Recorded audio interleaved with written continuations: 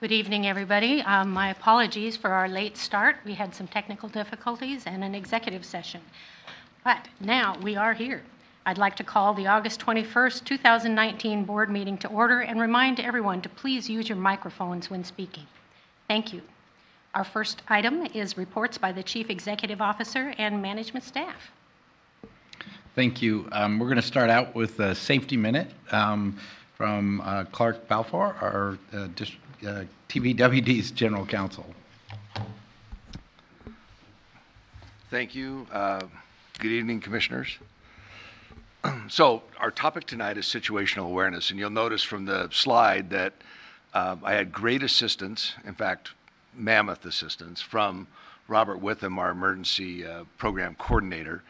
The purpose tonight is to give the board a little bit of a preview as to a larger, more in-depth topic study that all employees of the district will go under regarding situational awareness, reaction to stressful situations that we've read, witnessed, seen on TV over the last few years. What to do if there's a threatening situation, how do we deal with it?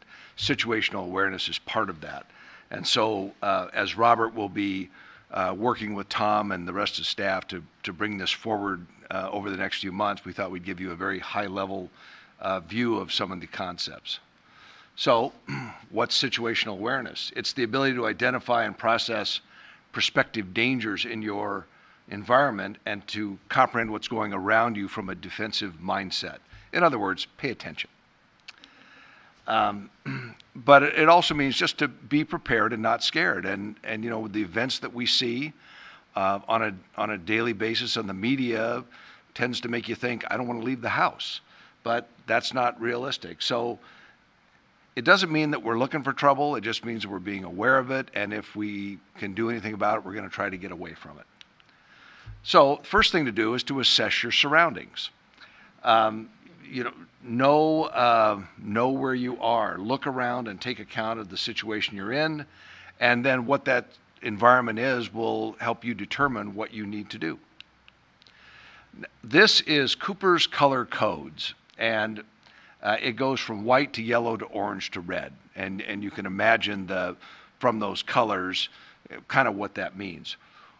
White is that situation you're in where you're relaxed. You're at home, essentially. You know, you're safe, you're at home, you're watching TV, you know, you're walking, you're texting, you're doing things that in an environment that makes you safe. Then you move to yellow. You're relaxed. You're in an alert mindset. You're aware of your surroundings. You're aware of where the exits are. You're out in public, that sort of thing. Orange is that heightened state of alertness. You know, something doesn't look right. What do I do about that? The example they give, someone wearing that ski coat, that big down coat in the middle of July.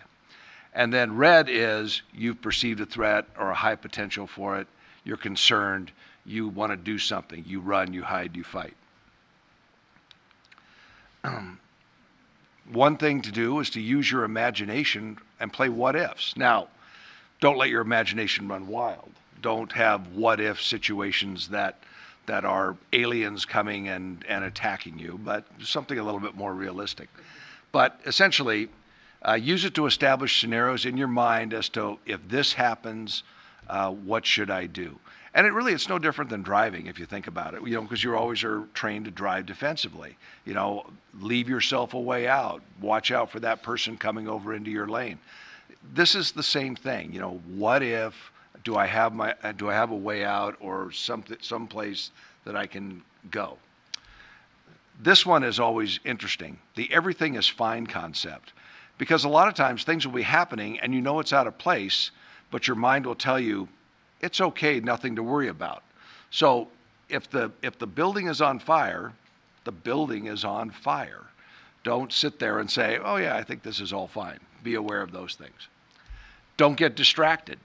And really, when you focus on one thing, you know, almost exclusively, you get focus lock. And what does that do? For instance, if you're outside and I've encountered this, someone is walking and texting and they step off into a crosswalk and there you are with your car, you have to watch for that person. But in turn, they need to be not so focused on what they're doing that they, pay attention to their surroundings.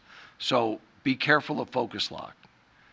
And also recognize fatigue. Fatigue, low blood sugar, all those sorts of things that we encounter during a regular day are things that can contribute to you not being as situationally aware as you might otherwise be.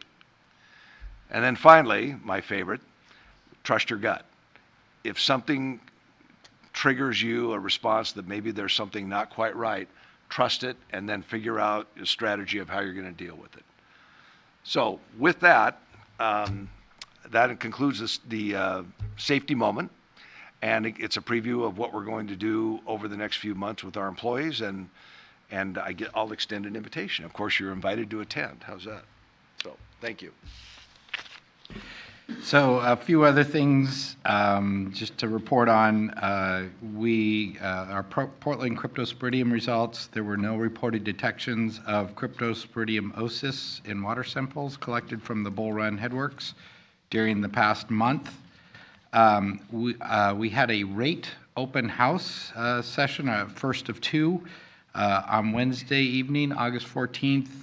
Commissioners Duggan, Commissioner Doan, and Commissioner Sanders were in attendance for a portion of the evening. Staff gave an overview of the district and the main rate drivers. Approximately 9 district customers were in attendance with good Q&A after the presentation. We will have a second open house, will be held this Saturday from 9 to 11 right here, and we encourage the public to attend. These sessions are an excellent opportunity to learn about the rate setting process and proposed rate increases, and I'll add it's a great opportunity for them to voice any concerns they have that we ultimately bring back to the board for consideration. Another thing we want to make the public aware of is we've had some water employee imposters. TVWD received reports about imposters posing as employees asking to gain entrance into homes. Just a reminder, we will never ask to enter anyone's home without a previous appointment.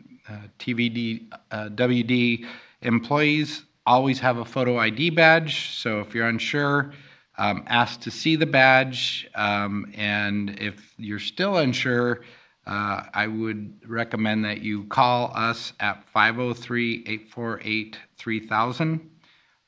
If you suspect an imposter is posing as a TVWD employee, we suggest notifying non-emergency law enforcement immediately. TVWD has also heard reports about imposters posing as utility employees asking for credit card numbers to collect bill payments. We may call you to remind you about a bill payment, but we will never call or text asking for a credit card payment.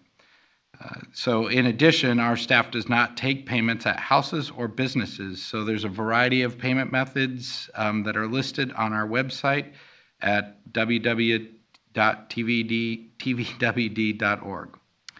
And then we had a leak response on Tracy Ann Court. I only raised this because we had to issue a boil water notice for 6 homes.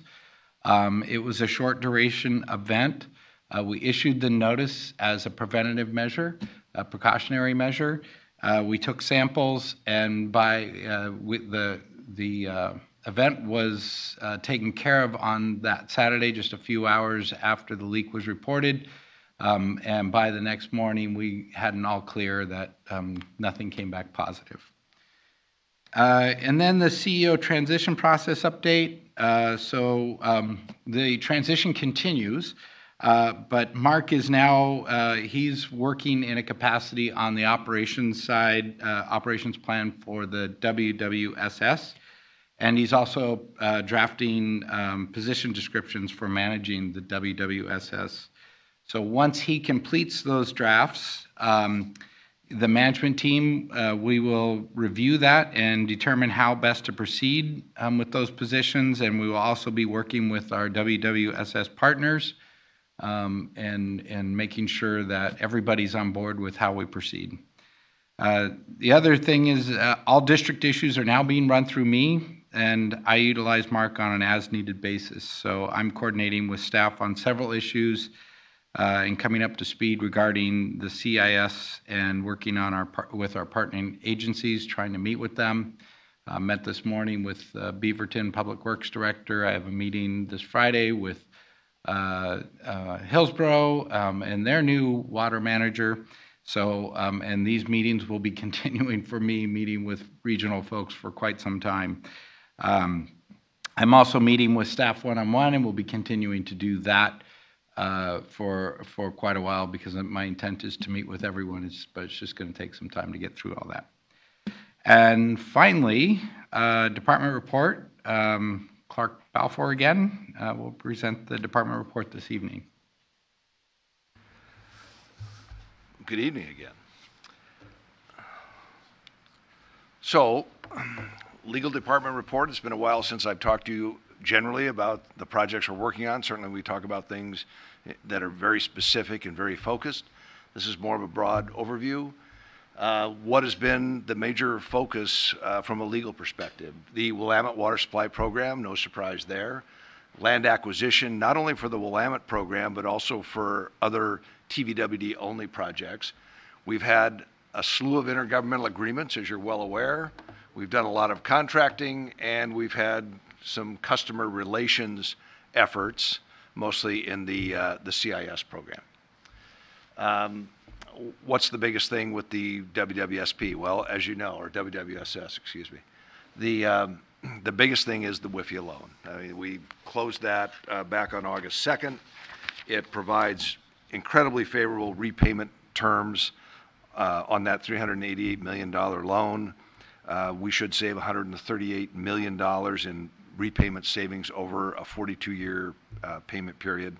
It should result in more predictable and lower rate increases over time. So that's a good thing. We also then stood up the WWSS Commission, an agreement that you approved. It was effective July 1st. We've conducted a regular and special meeting of the commission. Regular meetings will now continue on at least a monthly basis starting in September. We completed the deed transfer of the water treatment plant property from TVWD and Hillsborough, who originally acquired it jointly, to the WWSS. So that's not only the treatment plant property, but it's also the reservoir property. And we've started the easement acquisition process for some segments of the pipeline, PLM 1.1 and PLM 5.2.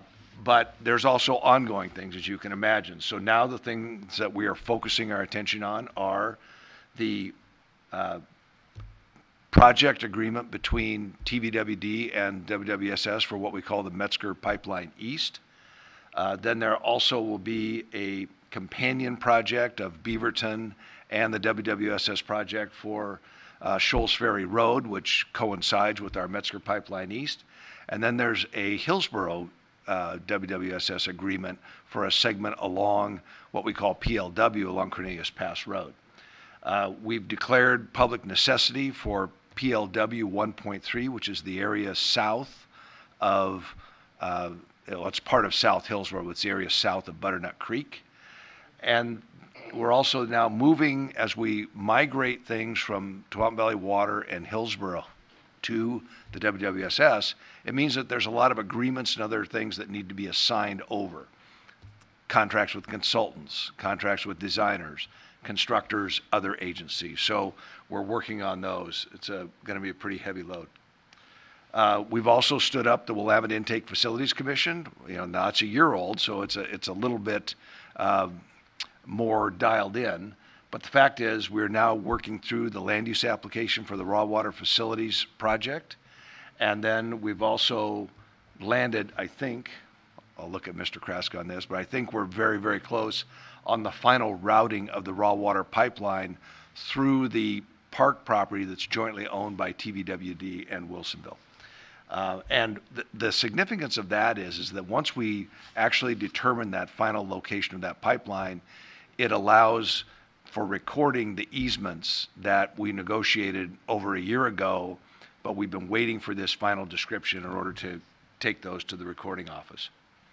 And then, of course, the Willamette River Water Coalition. And tonight we're going to consider Ordinance 03-19, which will be the final piece in the puzzle to rewrite the WRWC agreement, and that will keep it in line with the commitments we've made in the WIF Commission, the commitments we've made with the WWSS. And of course, the ongoing thing after this with the WRWC will be the Willamette Basin reauthorization, some of the work that Joel Carey's been doing on reallocation of dam storage out of the Corps and Bureau of Reclamation projects up in the Willamette. Now, what are some other things that are TVWD only that are ongoing and upcoming? Well, as I said, the Customer Information System RFP, we're in the selection process now.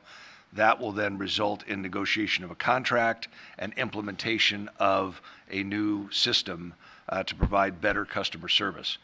We also are concluding a contract with NeoGov, which is a platform where we can probably have a more manageable and more efficient method of recruiting employees as we go forward with our hiring processes. We have projects with the Joint Water Commission. We're dealing with rates and charges tonight, as you know, and at some point in the future, we will probably be considering amendments to our purchasing rules to also coincide with what we may need to do with the program. So with that, I will entertain any questions that you may have, but that concludes the legal department report. Questions? All right, seeing none, we will move to Commissioner Communications and reports of meetings attended. Commissioner Sanders, as you are our representative on the Willamette River Water Coalition, if you would report out on any meetings you've had with them and any other meetings you've attended in the past month? Indeed. So in this last month, on August 6th, I attended the SDAO meeting for new commissioners and executives. That same day, later in the evening, I attended the our board work session. August 8th, we had a party for Mark, so I make note of it. And then on the 13th, we did indeed have our Willamette River Water Coalition meeting, our quarterly meeting with our partners. And we'll say that indeed the IGA has been accepted by all the members, and I think as our board goes forward, we can feel confident that all of our partners are feeling positive with the status of the IGA.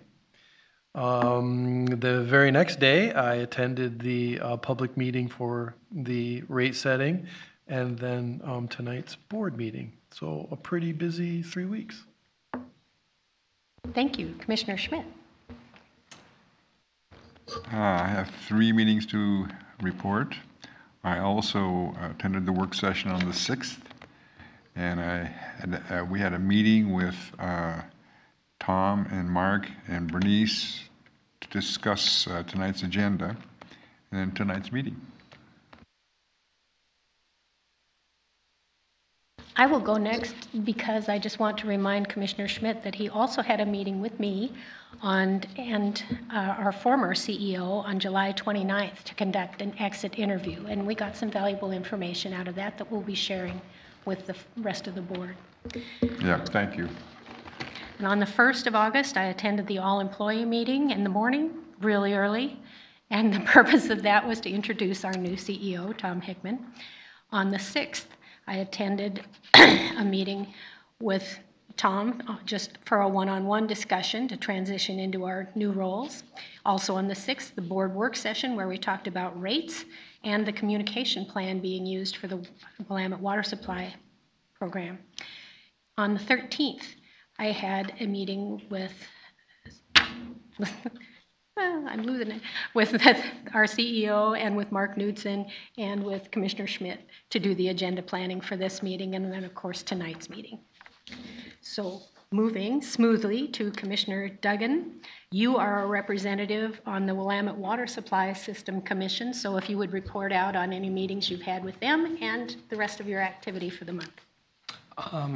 On the morning of August 6th, there was a meeting of the Willamette Water Supply System Commission to have both an executive and a regular session. The executive session was to discuss property acquisition issues, and then in the regular session, we declared a public necessity for entering into acquisition of certain real estate. Also on the 6th, I attended the TVWD board work session where we were presented with information about changes to our financial reporting and an orientation to the leadership matrix for the Willamette water supply system. On the 14th, I attended the rate open house that Tom mentioned earlier. On the 15th, I had my first one-on-one session with Tom, talk about the transition in leadership for the district. On the 20th, yesterday, I attended an orientation session that was presented by staff for the Willamette water supply system. And then today's executive session and regular meetings. That's it. Thank you very much. Commissioner Doan, as our representative to the Willamette Intake Facilities Commission, if you would report on that, please, and any other meetings you've attended over the past month. Sure. The Willamette Intake Commission, we discussed a number of issues concerning making the intake, the existing intake at Wilsonville, seismically safe, increasing the size of the screens to handle the new quantity of water that's needed, and other issues regarding what's going on. There are 5 entities involved in the Willamette intake structure: Beaverton, Wilsonville, Tiger, us, and City of Hillsborough. Anyway, it was a meeting and it was held here. I met with Tom on a one-on-one basis last Friday. I worked with on TVWD visuals because I'm the representative colorblind person. We had a work session on the 6th. I attended the Aloha Business Association meeting last Friday, and the primary issues had to do with construction along 198th, which isn't us, I'm happy to say. We have a rate information hearing on the 17th. I met with the county council on Monday to discuss firearms issues. And I met yesterday with the Willamette water supply system. And then today's regular meeting. It's, I think, the most meetings I've ever had in a 30-day period in my life. Thank you. Thank you. Moving to topics to be raised by the commissioners. Do we have any? Well, I have one. It is my very great pleasure tonight to recognize our CFO, Paul Matthews, for his outstanding efforts to identify, research, and successfully win a WIFIA low-cost federal loan for TVWD. Paul and his finance staff, jointly with legal counsel, worked awfully hard on our application, and they did a beautiful job. They got the largest WIFIA award that was given out in 2019.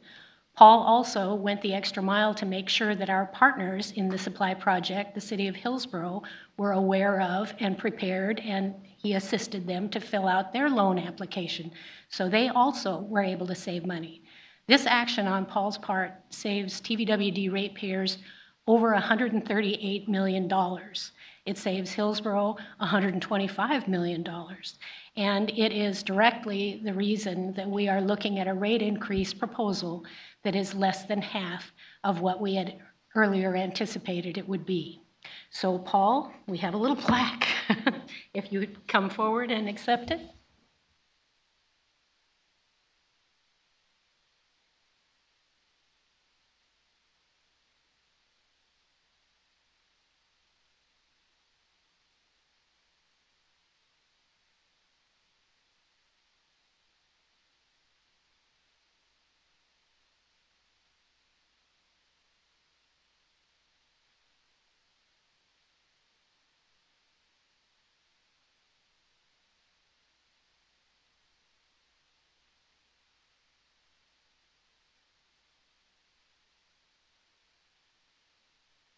Bravo, Paul. Bravo. Moving now to public comment. Public comment time is set aside for persons wishing to address the board on items that are on the consent agenda and matters not on the regular agenda.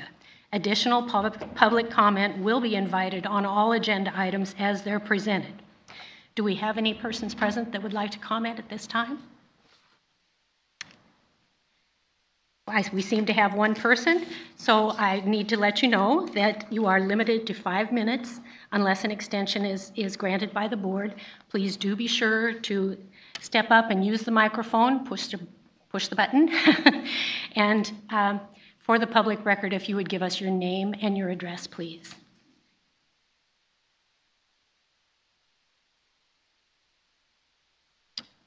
Where you live.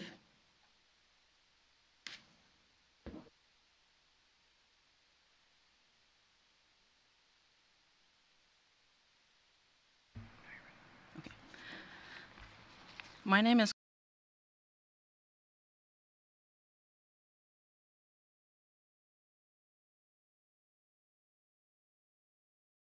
So I just wrote a little bit of my feelings in regards to the rate increase. I live about a mile away from the Water District headquarters. I'm a ratepayer. Water is a natural resource which everyone is entitled to have. I'm in opposition to the proposed water rate increase because residential customers have already seen an increase of about $30 per bill in recent years without changing anything in regards to how much they were consuming. For those of us who struggle just to survive, any increase means that we have to cut back in some other area. So I would like for you to address ways that larger consumers may have to pay larger shares in order to reduce the burden on residential customers. That was kind of my feeling when I was reading the leaflet that I received in the mail. So. Well, you are actually a little bit ahead. Sorry. We actually, the next item on the agenda is a public hearing for the rate, but you don't have to do it twice. Your comments will be taken into consideration and read into the record. And I would also strongly encourage you to attend the open house on Saturday if you did not attend the last Wednesday. It's at 10 in the morning here, and it's a real good opportunity to interact directly with staff so you can ask the hard questions. And one of the reasons I say that is because you commented about your total bill. Please be aware that the total bill is 3 utilities. It's water, sewer, and wastewater. Water, sewer, and stormwater, and TVWD only has control over the water portion. So, but I appreciate you coming. I appreciate your comments. Thank you very much. Thank you.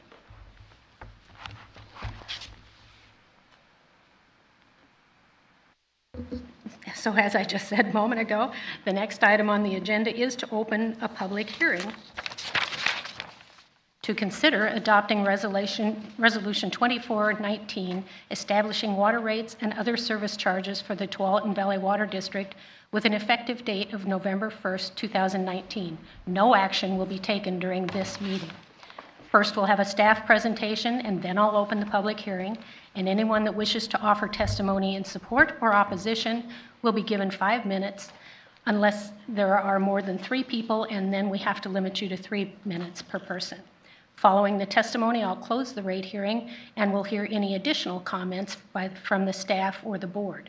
The board will be taking action on the rates at our September 18th meeting and will be accepting public comment until that time. So, Paul, if you would do the presentation, please. You bet. Good evening, President Bagnall and Commissioners. Tonight I'll present proposed changes to TVWD's water rates. As you know, this is one step in the rigorous process that we follow here at the district in setting rates. But before I get into the details of the proposal, I want to let you know that my report tonight is somewhat shortened version, hoping to keep things a little brief so that others can have an opportunity to talk. We have a more formal, fuller presentation that we do at the open house. As President Bagnall mentioned, we had one on Wednesday. We'll have another one on Saturday. Actually, the open house starts at 9 a.m. and the presentation will start at 9:30. So if you want more information than what I'm able to present here tonight, come to that open house, and we'll be happy to answer questions. We'll also have experts there that have expertise that I don't have in terms of the water supply program that I'll talk about here in a bit, and some of the other improvements that we do within the district. So mark your calendars for Saturday at 9 o'clock. The district has a four-step rate and financial process that we follow. And the first step that you see in this upper right-hand corner is the development of the financial plan. We develop the financial plan first in a preliminary form early in the process before we do the budget to inform the budget committee as well as the board the financial implications that some of the budget items will have on the district going into the future. The financial plan is a 30-year forecast that looks at the cash flow of the districts, rate increases that are necessary, expected expenditures, things like the amount of cash balances that we'll have, borrowing, so forth. Once we presented that preliminary financial plan to the board and to the budget committee, they're able then to consider the budget proposals in themselves. The budget for the district, the second part that we do here is a 2-year, we have a biennium budget, a 2-year spending plan. It's a forecast of the revenues that we'll take in during the 2-year period, as well as the expenditures, both for operations as well as capital. Once that's concluded, then we come to the third part here, the rate setting part, which is what we're doing here tonight. And that's to talk about setting rates and other charges that recover the cost that the district needs. And finally, the last step, which is why we are here each and every day, is to deliver to the customers the best water service and value that we can, consistent with our mission here at the district. Before we talk too much about the rate proposal, I want to step back and talk a little bit about the district's philosophy of providing service. The district has long had a policy of pursuing multiple sources of water to reduce risks that any one source might be unavailable. We have water from rivers, which include, for example, the Bull Run water that we receive, as well as water from the Trask and Tualatin system that we treat and deliver to our customers. We have reservoirs, including Barney, which we own, as well as the Bull Run system. Groundwater, Columbia South Shore well field, as well as our own aquifer storage and recovery facility that we have in the Grab-Horn area. We purchase water wholesale as well as through our joint ownership of the Joint Water Commission. We own that jointly with the City of Hillsborough, Beaverton, and Forest Grove. All those come together to provide water to our customers. The last item that we have here is water conservation, which has been critical to provide water that would otherwise be wasted, redirected to beneficial use. That has allowed the district to delay its investment in some major infrastructure and saved us a substantial amount of money over the past 10 to 15 years. So all those taken together provide the district its water. One of the things that, as I mentioned, is that our water supply does have several threats, and that's why it's important that we have multiple sources. This includes earthquakes. Obviously, we're talking about now, recently discovered the Cascadia Subduction Zone earthquake that we're very concerned about, but also drought and the potential effects of climate change, which may make droughts more difficult to wade through, as well as more frequent in time. Given that, when we go through our strategic planning process that went through that preliminary financial plan and through the budget process, we have 3 strategic investment areas that we're talking about. I'm going to talk about the first 2 in a little bit more depth here in a bit, but the Willamette Water Supply Program, which is a major investment in infrastructure that we're talking about to bring Willamette River water into the Tualatin Valley for use by customers. The TVW's own infrastructure, which is the investment that we continue to make in our system to make sure that our facilities are available to serve customers now and into the future. And the last item is the customer information systems that Mr. Balfour was talking about in his report. That's a major investment that we're doing in the billing system, so we can provide billing services to our customers. One important thing, we're doing that in partnership with Clean Water Services, and as President Bagnall pointed out, we do that because we bill for the wastewater agency. So when you see your water wastewater bill, you're actually seeing a bill from 2 agencies presented on one form. That's great because it saves us quite a bit of money, and it saves Clean Water Services quite a bit of money for our jointly served customers. But on the other hand, it can sometimes be confusing for customers when they see both of these charges on that bill. In fact, some of the comments that we've received earlier through the online forums has indicated that there is confusion on that front. So I want to make it very clear. The proposal that we're talking about tonight is only that for the water district, which is for the water rates. The Clean Water Services, which does the sanitary sewer and the stormwater, is an entirely separate utility, has a separate board that governs it, and they set their rates through a different format. We just simply bill their charges on their behalf. Step back and talk just a little bit about the Willamette Water Supply Program. Much more information about the program will be available at our open house. I'm not an expert on this, so I'm going to give you just a brief overview of it. The overall goal is to withdraw water from the Mid-Willamette River down near Wilsonville. Something is wrong with my laser pointer here. Convey it through a raw water pipeline, pump it, convey it to a raw water pipeline to a new treatment plant, state-of-the-art treatment plant that will be located near Sherwood. From there, the finished water will be pumped to a major supply storage area in the South Cooper Mountain area and then conveyed into the Tualatin Valley by gravity. It will serve the cities of Beaverton, Hillsborough, as well as TVWD. So this is a new source that we're bringing into the region. It'll include, of course, the piping I talked about, a new state-of-the-art water treatment plant, filtration plant, 30 miles of large diameter pipe, about 6 miles of that will be for raw water, the rest will be for finished water, and the storage facilities. So this is a major investment that the district is making with its partners, again, to deal with some of the concerns we have that threaten to our water supply. It's a seismically enhanced facility, and again, our experts can talk to you more about this on Saturday morning.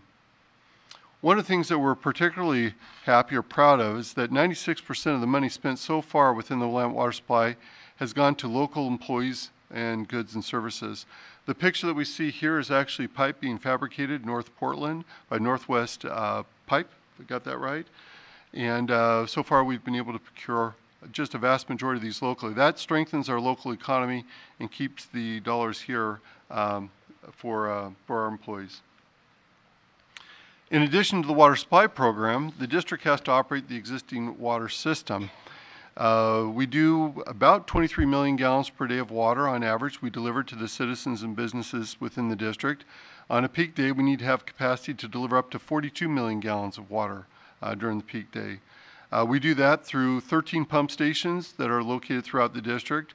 We have 67 million gallons of storage in 23 separate reservoirs. We serve about 228,000 population and, of course, all the businesses that are part of that local economy. Overall, we deliver about 8.5 billion gallons to customers in a year through about 752 miles of pipe. And the last thing I want to mention here is the 148 sampling stations. That's a water quality sampling station. So we have a program to continuously monitor the quality of the water we deliver to our customers through various tests at 148 of these sampling stations to make sure the water we provide customers is of the highest quality. So to keep all those things in place, part of our budget and our financial plan anticipates improvements both to the capital as well as the ongoing operations, maintenance, repair, and replacement of those facilities. That's all part of our plan. So that takes us through the financial plan, the budget, and the priorities of the district. And now I'm going to talk about the rate proposals themselves. But before I get into the details of the rate proposal, I want to give us a quick update on how the district finished its most recent biennium. First, looking at operating expenses. As presented in this chart, we can see the actual operating expenses presented in this dark blue line and the budget operating expenses in the dotted line. As you can see throughout the biennium period, so this is the most recent biennium that ended June 30, 2019, the district's operating expenses have been under budget.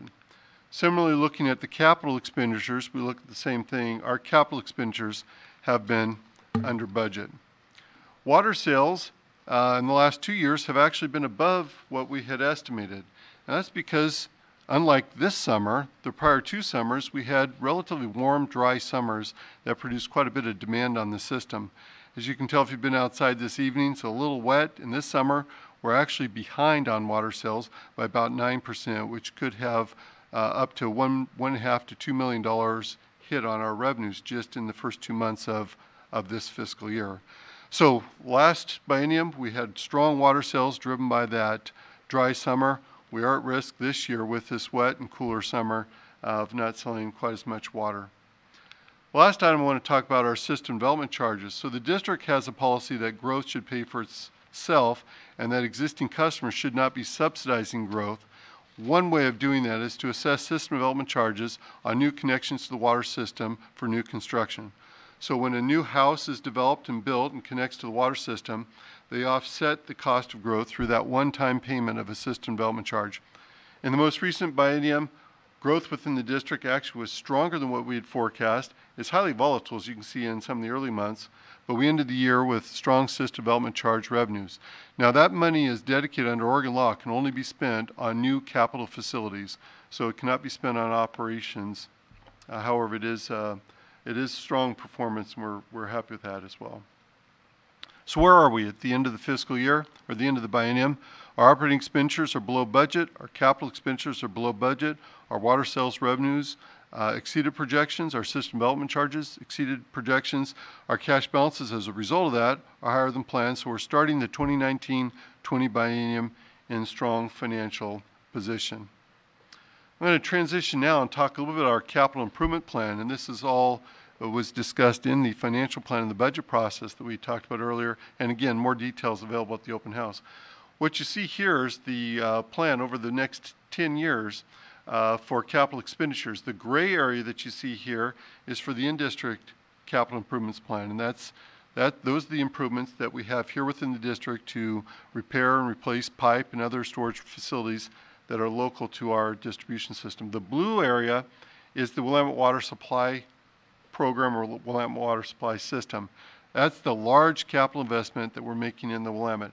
As you can see, we're going to peak in 2022 to 2025 with very large expenditures for capital. That's a really big investment that the district's making in assets that will last us for most of them 50 to most of them over 100 years will be the useful life of these assets. So very large investment. We're going to fund part of that with long-term debt. We've talked a little bit this evening already about the Water Infrastructure Finance Innovation Act WIFIA loan that we have, and that really has helped the district substantially afford these.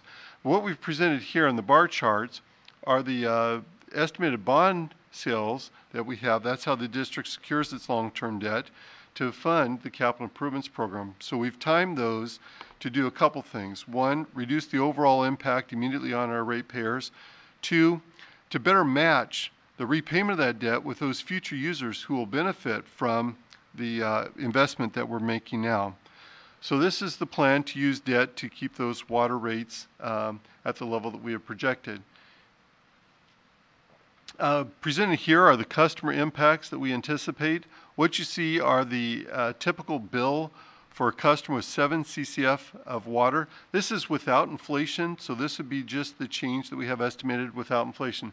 Of course, we do know that there is going to be inflation, so when we add inflation in, this is the estimate that we have for projected bills going out through 2029 into the future. As you can see, most of the increase in the bill will be the result of inflationary impulses.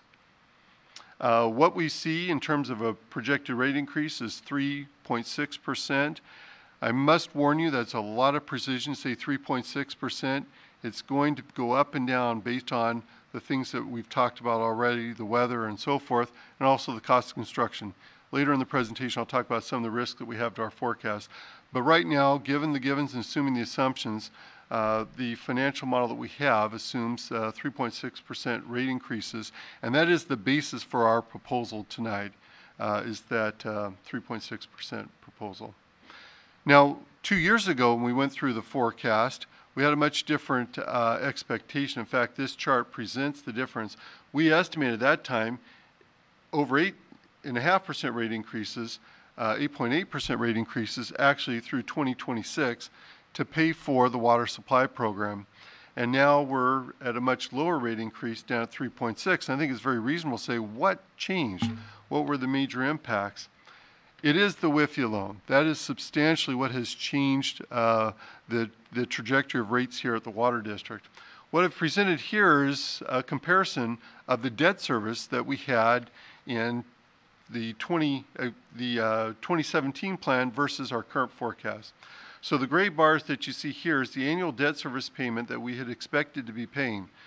Debt service is just a fancy way for us to say the interest and principal combined together. Think of it as your home mortgage. If we borrow money, we have to pay it back on an annual basis. So the 2017 financial plan, which did not assume that we would get WIFIA, had debt service going out, $213 million of debt service we would have had to pay through 2029. Now with the newer assumptions that we have and with the WIFIA loan that we were able to close a few weeks ago, that has dropped down to $67 million. So during this period of time, we've substantially reduced the cash flow that was required to go to pay interest and principal, our debt service, and we're able to use that to keep water rates lower, as well as to have more money that we can put to capital projects and actually reduce the total amount that we have to borrow. So that explains the major reduction in our rate increases. Now, I did say that there are some significant risks to the forecast, and no more than ever, but I think it's important for us to, in full transparency, to illustrate and to let you know the things that we are watching that we don't have any control over. First, the cost to purchase water. We do purchase water both from the City of Portland as well as from our partnership, the Joint Water Commission. And those costs aren't things that we control. In fact, there is a major set of capital projects that Portland is undertaking right now that then could affect our purchase cost of water. We've integrated that into our financial forecast to the extent that we have good estimates on that, but again, our ability to know that is limited. Future interest rates, this is less of a risk now because the way the WIFIA loan works, we actually have that $388 million is locked in at the interest rate. It's not subject to any more interest rate risk. But for the other borrowing that we have, we still have a little bit of interest rate risk that's out there that could affect our overall forecast. One item that we just need to talk about is construction costs. So we have good estimates of what construction cost will be, but the construction market can change. Cost of steel can go up, cost of concrete can go up, the labor market can tighten, contractors' fees can go up. So we're watching construction cost very carefully. So far, everything has been great on that front, but we want to continue to watch that. Also, the last item I want to mention is the premature failure of facilities. So we have facilities that are out there that could fail that we don't have on our capital improvement plan. If that happens, we'll obviously need to repair those facilities, and some of them can be expensive. We're also looking on the opportunity side, continuing to challenge our engineering staff to do value engineering to find cost savings there. We have seen good construction cost recently, and we could continue to see that where costs are coming in under budget. We could see faster development within the district, and of course, we could see lower interest rates. All those things could result in our forecast either being high or low. So what is our proposal? The proposal would be to increase the volume rates as presented here. The district has a two-block rate structure. So for water consumed up to 2,800 cubic feet on a bi-monthly period, or 1,400 cubic feet on a monthly basis, or 2,800 cubic feet on a bi-monthly basis. You see the block rates that are divided here. The reason that we have a two-block rate structure is the district has a long policy of having people pay based on the cost of providing services. These blocks are calculated so that customers who peak more on the system end up in that block 2 actually are more expensive to serve, and these block rates affect their bill in that manner. Single-family residential up to 28 CCF in a 2-month period. For commercial and other classes, it's actually based on 12 months average. It's 140% of their 12-month average. Anything above that is going to be at the higher block 2 rate. So that is all designed to maintain the cost of service, and we are not proposing any changes in that basic structure. In addition to the volume charges, we have fixed monthly charges. The fixed monthly charges recover the cost of meter reading, billing, maintaining the meters and services, and also a good portion of the public fire protection that we provide.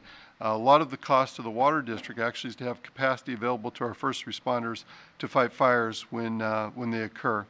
That is recovered in our fixed monthly charges as well, and these vary by meter size. Presented here are the impacts that we have on a typical customer. So I mentioned earlier, a typical customer has 700 cubic feet of water Cubic foot of water is about 748 gallons. That's the typical measure that we use. About 63% of the bills that we send out have a monthly average of 7 CCF or less. Now, most of our customers are billed on a bi-monthly basis, so that'd be 14 over a bi-monthly period. We present these on a monthly basis to make it more comparable to other utilities that are typically charged on a monthly basis. What you see here is that on a monthly basis, for a typical customer, that bill will go up by $1.90 per month in the first year and $1.99 in the second year. We, based on the advice of, or the recommendation of the Rate Advisory Committee that the district convened a few years ago, we're proposing 2 rate increases through one process so that customers can know what the second year rate will be. And that's the result, again, of that Rate Advisory Committee process that you undertook a few years ago. Not all of our customers are typical, so we present here an above average customer. For an above average customer that consumes 12 CCF per month or 1,200 cubic feet per month, 24 for a 2-month period, their bill will go up a little bit less than $3 on a monthly basis. And last is a very large customer, which I think fewer than 3% of our single-family bills actually have consumption along the lines of this. This is 28 CCF per month, quite a bit of water, and they'll see an increase of about $7 per month. In addition to the volume water rates and the water bills themselves, consistent with the district's policy that people need to pay in proportion to their cost of service, we have other fees and charges that we assess to customers, and we update those regularly as well to make sure that we keep them in line. Presented here are some of the recommended fees that we are proposing to change. Most of these fees are the result of a change in our overhead costs as we went through the overhead cost allocation. We went through the Willamette Water Supply Program. One of the things we did was to look very closely at how our overhead costs are allocated to make sure that we're treating all of our partners fairly and these fees fairly as well. And that resulted in some of these changes. In addition to that, we have a more substantial change in the bulk water fee, which has been the subject of a previous work session with the board, where we're talking about simplifying that process. What you see in the top panel here is our current practice. Customers can come in and get a 3, 6, or 12-month hydrant permit, and they then pay based on their reporting of the use of the hydrants, how many loads they have and the size of their load. They pay that at a Block 1 rate, and we're going from that to a system where they would get a permit that would provide them no longer be self-reporting those, but it'd be based on the size of the vehicle. So rather than having it by the length of time, it'll be a 1-year permit based on the size of the vehicle itself. In addition to that, we're talking about increasing the penalty for unauthorized use of a hydrant from $500 to $1,000, $2,000 for the second offense in a 24-month period, and $4,000 for the third offense. We found that many of the bulk water users who actually are illegally using the hydrants find it easier to pay a $500 fee than it is actually to comply with the district's requirements. And this introduces risks to the water system that are unacceptable. In addition to that, we are proposing a fee for the new fire hydrants. It will be a $510 fee to deliver a hydrant meter to a location. This would allow people who are at a fixed location that want to meter their hydrant use. $510, our staff will go out, install the hydrant on the meter, and will ensure that the backflow protection is in place and that it's a safe install. And they will then pay a daily use fee based on the size of that meter to recover the cost of the investment in that hydrant meter, as well as pay for the water at the Block 1 rate.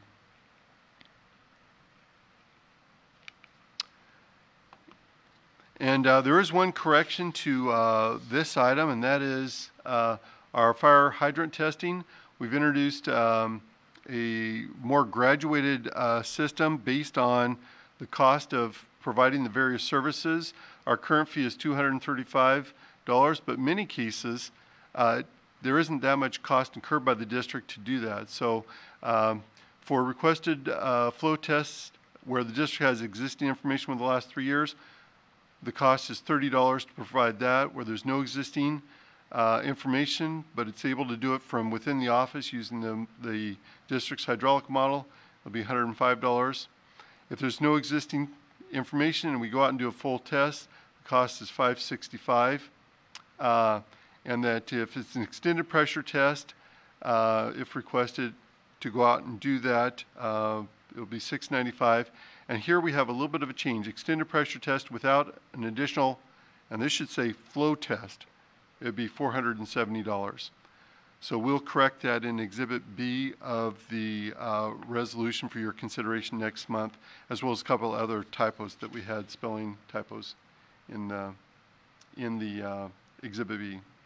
So that is it on the fire flow. The other change for system development charges, where people choose to finance the system development charge, the origination fee for that loan to undertake the recording and all the documents associated with that loan, going from $290 to $500, and temporary irrigation meter, just an adjustment based on those costs. The meters and service installation charges will go up based on meter sizes between 4 to 5%. The last thing I want to cover here is opportunities to get public comment. We have tonight, you can provide oral testimony, you can provide written testimony. We'll have a second open house on August 24th from 9 to 11. The presentation will start at 9:30. We'll present the rate proposal. We'll be able to receive public comment there, and in fact, you can provide public comment on our website as well. The public comment period will close on August 28th at 4 p.m. We'll then gather that public comment up to the board and present it to the board for its consideration and proposed action on September the 18th. And with that, that concludes the staff report and answer any questions that you may have. Any questions from the commission? Okay. In that case, I am opening the public hearing for the Tualatin Valley Water District Board to consider water rates and other charges pursuant to the provision of Oregon Revised Statute 264, Section 312. The notice of this public hearing and its purpose was mailed to all district customers. And as a reminder, if we do have other people that would like to comment, you are limited to 5 minutes and you need to use the microphone and give us your name and address for the record. Do we have any other people? Oh, and one other thing, I just want to reemphasize, this board is not making any decisions tonight. We are not making decisions on rates until the September 18th meeting. We are just taking public comment so that the board has time to consider all of it. Do we have any people wishing to comment at this time? Seeing none, the rate hearing is now closed. Does staff have any additional comments? And commissioners, any of you? Well, I have one, and not to beat a dead horse, but having read all of the comments that our communications staff has assembled so far, it continues to be a very great concern to me that so many people have a big worry about the size of the total combined bill. And several people called out specifically their concerns about how much the sewer and stormwater part has gone up. And again, that is completely outside our control. Those rates are set by Clean Water Services. They have a separate board, they are a separate utility, and they have separate rate hearings. So one of the things that I would like to direct staff to do, however, that we can do, is to send all of the comments to Clean Water Services. As our billing partner, they deserve to hear what the public is trying to tell them. And I fear that they're possibly not getting that message. Okay, we will. If it's okay, could I have Andrea speak to that just for a moment? So we have followed up with our communications colleagues at Clean Water, and we've asked to have a meeting with them at the conclusion of the public hearing just to talk about rate communications in general and how each of us are handling that, so that when management here at TVWD considers the outcome of all the processes that we've held, we have their input as well.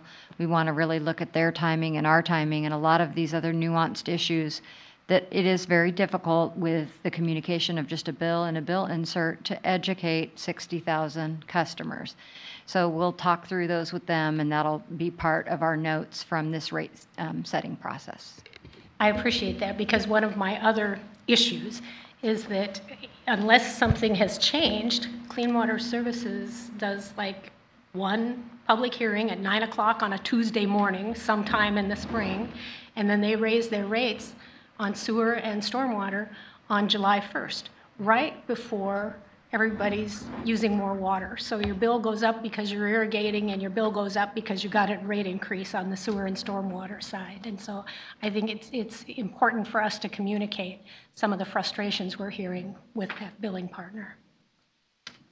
I frankly don't understand why it's so hard, and give me 5 minutes and I can fix that bill so people will know exactly where the money's going.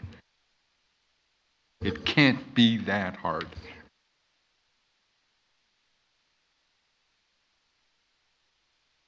Okay, having gotten that off our chests, we will now continue with the regular meeting of the board.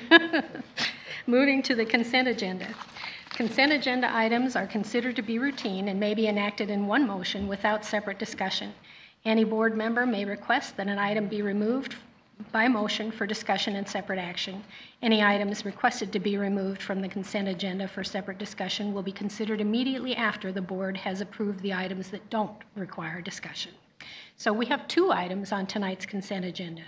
Item A is to approve the July 17th, 2019 regular meeting minutes, and item B is to approve the August 6th, 2019 work session minutes.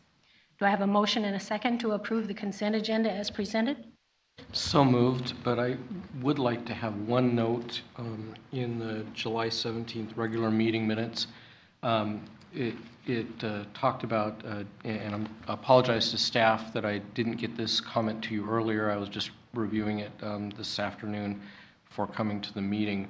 But Jesse Lohman appeared before us last regular meeting, and in the notes it talked about him being the former general manager of the Metzger Water District, but he was also the general manager here of the Tualatin Valley Water District. In addition to that, from the period roughly from 1996 through 98, I believe. Not that it has to be added to it, but I thought it was important to note that he was more than just the general manager of the Metzger Water District. With that additional factoid, I move to approve the minutes and for both the general session and for the work session on for the regular meeting minutes and the work session on August 6th. Second. Thank you. It's been moved and seconded. All those in favor signify by saying aye. Aye. Any opposed? The motion passes. Moving to the business agenda, I feel like a broken record. Time will be set aside for public comment on each business agenda item, and each person is limited to 5 minutes unless an extension is granted by the board. So the item on the business agenda we have is to consider the following actions related to the second restated intergovernmental cooperative agreement creating the Willamette River Water Coalition. Approving a motion to read by title only Ordinance 03-19 and adopt Ordinance 03-19. And the staff report from our legal counsel. Thank you. So, as you said, this is the second reading of Ordinance 03-19, which would be the final step to approve the restated Willamette River Water Coalition intergovernmental agreement. Upon your approval, you will be the last step. All other partners to this have approved. You've gone through your first reading, and now we're ready for the second reading and hopefully adoption. The staff report, I think, speaks for itself. I don't think, unless you want to hear more of an explanation on what's in the agreement, we covered it at the last meeting. We also have covered it in a work session. We discussed this agreement in a regular board meeting on previous occasions. So unless the board directs otherwise, I'm content to let the staff report speak for itself, and then to ask you to consider any public comment you may have, and then to adopt the ordinance by reading by title only.